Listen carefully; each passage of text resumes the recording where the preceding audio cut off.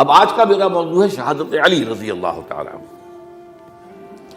اصل میں حضرت علی رضی اللہ تعالیٰ عنہ کی شہادت بھی اسی الفتنۃ الکبریٰ کا تسلسل ہے۔ وہ جو عبداللہ ابن سبا کا پیدا کردہ عظیم ترین فتنہ تھا، اسی کا ایک نتیجہ حضرت علی کی شہادت بھی ہے، لیکن وہ بات ذرا تفصیل سے سمجھنی ہوگی۔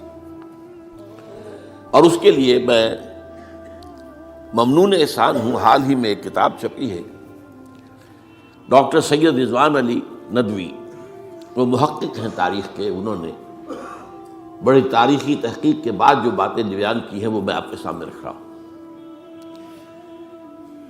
عرب میں جنوب مغرب کی کونے میں، جہاں یہ یمن بھی آباد ہے، اس کے اوپر نجران ہے، اسی علاقے میں یمامہ کا علاقہ کہلاتا ہے۔ یہاں ایک قبیلہ آباد تھا، بنو تمیم۔ یہ جو لوگ تھے بڑے کرخت مزاج، جنگجو، اکھڑ، ضدی، اور جس بات کو ایک دفعہ مان لے اس پر اڑ جانے والے اور مر مٹنے والے۔ یہیں سے فتنہ پہلا اٹھا تھا۔ سب سے بڑا جو نئے جھوٹے نبی کھڑے ہوئے تھے ان میں سب سے بڑا تو مسیلمہ کذاب تھا، یہی تو علاقہ تھا۔ اور اس کے خلاف اس فتنے کی سرکوبی میں کتنے صحابہ، 1200 صحابہ ایک جنگ کے اندر شہید ہوئے، جن میں 500 جو ہیں وہ حفاظ تھے رضی اللہ تعالیٰ عنہ اجمعین۔ تو یہ لوگ جو یہ تھے بڑے زوردار تھے۔ اس قبیلے کے بارے میں حضرت عمر رضی اللہ تعالیٰ عنہ نے ایک بڑی عجیب حکمت عملی اختیار کی۔ ان کو وہاں سے اکھاڑ کر اور ایران کی سرحدوں پر آباد کر دیا، اب جہاں پر جہاد ہو رہا تھا، تاکہ ان کے اندر جو یہ جنگجوئی ہے یہ اب اس مقصد کے لیے استعمال ہو، اب وہ دارالاسلام کی توسیع کے مقصد کے لیے استعمال ہو، اور وہ ہوئی۔ حضرت عمر نے 2 چھاونیاں بنائی تھی رضی اللہ تعالیٰ، کوفہ اور بصرہ، کیونکہ ظاہر بات ہے کہ اب جو اسلام کا دائرہ پھیل رہا تھا اور اسلامی حکومت پھیل رہی تھی، اور زیادہ تر جو ہے مشرق کی طرف پھیل رہی تھی، ایران اور خراسان وغیرہ کی طرف، تو اب مدینے سے اس کا کنٹرول اتنا آسان نہیں تھا، فاصلہ تھا، تو چھاونیاں بنائیں تاکہ یہ اس سرحد کے اوپر یہ موجودہ مرکز رہے، یہاں فوجیں موجود رہیں، کہیں کوئی بغاوت ہو تو اس کو کچلنے کے لیے وہ قوت فوری طور پر دستیاب ہو سکے۔ یہ لوگ ہیں کہ جو عبداللہ ابن سبا کی فتنے سے سب سے زیادہ متاثر ہوئے۔ ان کی مزاج میں وہ کجی تو تھی نا۔ حضرت عمر بھی ان کا جو ایک مضبوط کنٹرول تھا انہیں دبائے رکھا ہے، اور ان کا رخ جو ہے ایک دوسری طرف موڑ کر اس سے اسلام کو فائدہ پہنچایا۔ لیکن اس کے بعد جب فتنہ جو آیا یہ عبداللہ ابن سبا، تو سب سے بڑھ کر یہی لوگ اس کے ماننے والے، اور انہی میں سے وہ لوگ تھے جنہوں نے جانیں بھی دے دی ہیں، جنہیں حضرت علی نے زندہ جلایا ہے، اس لیے کہ وہ کہتے تھے کہ علی خدا ہے۔ اے علی تم خدا ہو، تم ہمیں آگ میں جلا رہے ہو، یہ تو تم ہمارا امتحان لے رہے ہو۔ وَلَنَبْلُوَنَّكُمْ بِشَيْءٍ مِّنَ الْخَوْفِ وَالْجُوعِ وَنَقْصٍ مِّنَ الْأَمْوَالِ وَالْأَنفُسِ وَالثَّمَرَاتِ۔ اب وہ اس آیت کو اپنے اوپر منطبق کر رہے ہیں۔ تو یہ جو کرخت لوگ تھے، انہوں نے در حقیقت جو ہے عبداللہ ابن سبا کے کردار میں سب سے بڑا رول پلے کیا، اور انہی کے ہاتھوں حضرت عثمان شہید ہوئے رضی اللہ تعالیٰ۔ اور اس کے بعد انہوں نے حضرت علی رضی اللہ تعالیٰ عنہ کو اپنے گھیرے میں لے لیا، کیونکہ انہی کی کثیر تعداد موجود تھی مدینے میں جب حضرت عثمان شہید ہوئے۔ اس کے بعد اب ظاہر بات ہے کہ کوئی نہ کوئی تو خلیفہ ہونا چاہیے تھا۔ حضرت طلحہ سے کہا گیا، انہوں نے معذرت کر لی، حضرت زبیر سے کہا گیا، انہوں نے معذرت کر لی۔ اب ظاہر بات ہے کہ حضرت علی آخر امت کو چھوڑا تو نہیں جا سکتا تھا بغیر امام کے، انہوں نے قبول کر لی، اگرچہ حضرت حسن روکتے رہے کہ ابا جان یہ ان لوگوں کی بیعت جو ہے آپ قبول نہ کیجیے۔ حضرت حسن تو ان میں سے ہیں جو حضرت عثمان کے دروازے پر کھڑے تھے پہرے دار کی حیثیت سے، حسن اور حسین رضی اللہ تعالیٰ عنہ، انہیں تو معلوم تھا فتنہ جو کون لوگ ہیں۔ اس کے بعد حضرت علی رضی اللہ تعالیٰ عنہ نے اسی حکمت سے، جس حکمت کے تحت حضرت عمر نے یہ چھاونیاں آباد کی تھی، دارالخلافہ بھی مدینے سے کوفہ منتقل کر دیا، تاکہ پورے عالم اسلام کو کنٹرول کیا جا سکے اس مرکز کے ساتھ۔ اس کا نتیجہ یہ نکلا کہ اب گویا کہ حضرت علی کے گرد ان لوگوں کا گھیراؤ مکمل، کوفے میں یہی تو آباد تھے، کوفی یہی تو تھے، حضرت عمر نے انہیں لا کے یہاں آباد کیا تھا۔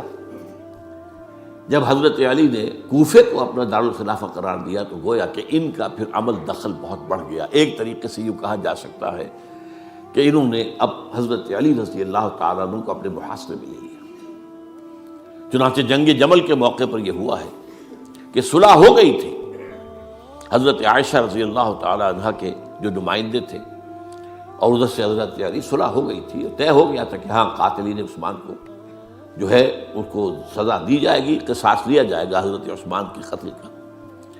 لیکن ان لوگوں نے 10,000 آدمی کھڑے ہو گئے کوفے کے اندر، ہم سب قاتل ہیں عثمان کے، لوگ قصاص ہم سے اگر لے سکتے ہو، جس کے نتیجے میں اور انہوں نے جنگ شروع کر دی۔ اور جب جنگ شروع ہو جائے تو پھر اس کے بعد تو کوئی نہیں دیکھ سکتا کیوں شروع ہوئی، کیسے شروع ہوئی، کس نے شروع کی۔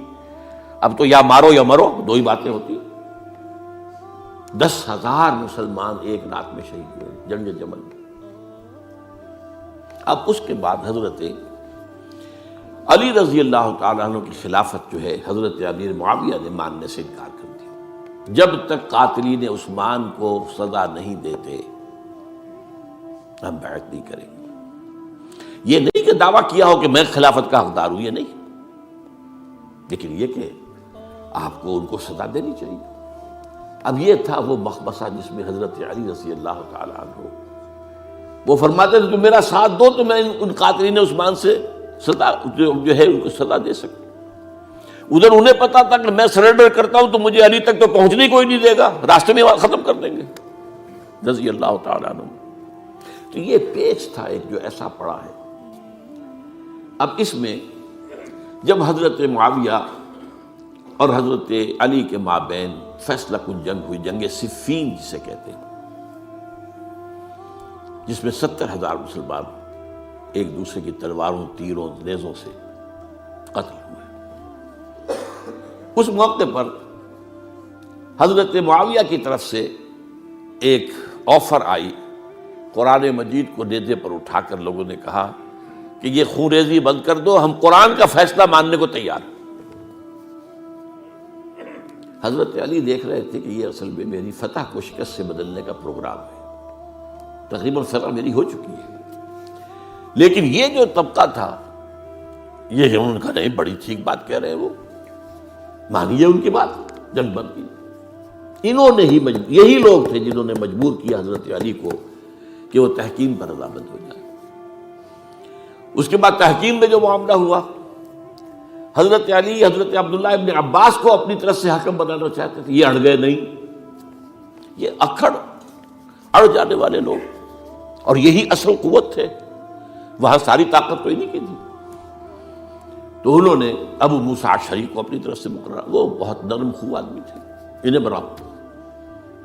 بہرحال جو بھی بات طے ہوئی، اب تاریخ کی روایتوں میں اختلاف ہو سکتا ہے، کہا یہ جاتا ہے کہ طے تو یہ ہوا تھا حکمین کے مابین، ادھر سے ابو موسیٰ اشعری، ادھر سے عمرو بن العاص رضی اللہ تعالی عنہما، کہ آپ اپنے جو کلائنٹ ہیں حضرت علی آپ انہیں معزول کر دیجئے، میں معاویہ کو معزول کر دیتا ہوں، پھر جو ہے مسلمان فیصلہ کر لیں کسی اور کی عبادت۔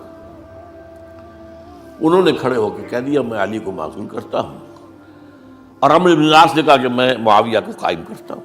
اب یہ ہے روایت، واللہ عالم، اس میں کتنا سچ ہے کتنا جھوٹ ہے، میں کوئی مورخ نہیں ہوں، میں کوئی تاریخ کا محقق نہیں ہوں۔ اس کے بعد جو ہے اب یہ لوگ انہوں نے کہا کہ مانیے تحکیم کو، اور جب انہوں نے حضرت علی نے اس تحکیم کے فیصلے کو ماننے سے انکار کیا تو باغی ہو گئے، حضرت علی کو کافر قرار دیا، اور جا کر ایک جگہ پر حرورہ ایک جگہ تھی وہاں پر جا کے جمع ہو گئے، جتھا بندی کی، بہت بڑی طاقت پر وہاں کری۔ انہوں نے طے کیا کہ علی بھی کافر ہو گیا، معاویہ بھی کافر ہو گیا، عمرو بن العاص بھی کافر ہو گئے، سب کافر ہیں۔ حضرت علی کی طرف سے ایک گئے سفیر ان سے بات کرنے کے لیے، تو انہوں نے کہا تم ہی نے تو کہا تھا کہ تحکیم کو تسلیم کرو، کہ ہاں ہم نے گناہ کیا تھا، کفر کیا تھا، ہم توبہ کی ہم نے. اگر علی بھی مان لے کہ میں نے مان کر کفر کیا تھا، اب میں توبہ کرتا ہوں، تو ہم ان کی بات مان لیں گے. اب حضرت علی اس طرح کا جھوٹ کیسے بولتے؟ انہوں نے تو کوئی کفر نہیں کیا تھا. بہرحال انہوں نے پھر بھی نرمی برتی کہ دیکھو اگر تم کوئی خونریزی نہیں کرو گے، فساد نہیں مچاؤ گے، تو میں تمہیں کچھ نہیں کہوں گا.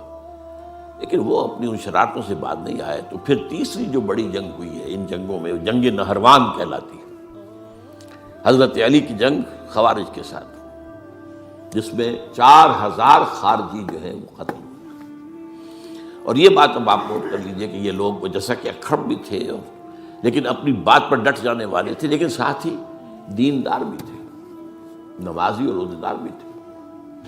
یہ اس طرح کے لوگ نہیں تھے کہ جو فاسق اور فاجر ہو. بس یہ مزاج کا ایک ہے، جس بات دل میں بیٹھ گئی اڑ گئے. تو یہ اصل میں انہوں نے پھر فیصلہ کیا کہ اور تو ہمارے بس میں اب کچھ نہیں ہے، ان تینوں کو قتل کر دیا جائے، علی کو بھی اور معاویہ کو بھی اور عمرو بن العاص کو بھی. تو ایک جگہ ان کی سازش ہوئی، 3 آدمی معین ہو گئے، ایک ہی وقت کا طے فیصلہ ہو گیا، فلاں تاریخ کو فجر کے وقت تم جاؤ، وہ تم کوفے کی جامع مسجد میں، جب علی نماز جماعت کرا رہے ہو خنجر مارو انہیں. اور یہ اس کا نام ابن ملجم تھا، خارجی. یہ وہی لوگ بنو تمیم کے لوگ. دوسرا جو تھا وہ دمشق میں حضرت معاویہ کو قتل کرنے، شہید کرنے کے لیے پہنچ گیا. تیسرا مصر پہنچ گیا حضرت عمرو بن العاص کو. اب یہ بات اللہ کی طرف سے ہے، یہ تو اس کی مشیت ہے، اس کا فیصلہ ہے. حضرت علی پر وار کارگر ہوا، اب شہیدوں میں.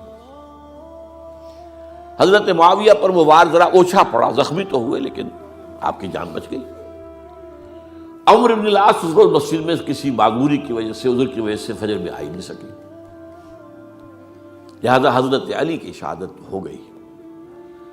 اب یہ ہے اصل پس منظر، کن لوگوں نے کیا شہید، اصل میں وہ سمجھ لینے کی بات ہے. یہ خوارج نے شہید کیا، لیکن خوارج کا فتنہ سبائی فتنے ہی کا آف شوٹ ہے، اسی کے ذیل میں ہے، اسی کی ایک شاخ ہے، اسی کا ایک نتیجہ ہے. یہ خوارج جو ہے بعد میں بھی ان کی مسلسل جو ہے وہ جنگیں رہی ہیں. بہرحال اس صورتحال کو یہ سمجھ لیجئے کہ یہ خلفائے ثلاثہ رضی اللہ تعالی عنہ، حضرت عمر شہید، عثمان شہید، علی شہید. عجیب بات ہے کہ تینوں کا نام عین سے شروع ہوتا ہے، عمر عین سے، عثمان عین سے، علی عین سے. تینوں شہید ہوئے ہیں. لیکن یہ کہ یہ ہے تاریخی پس منظر.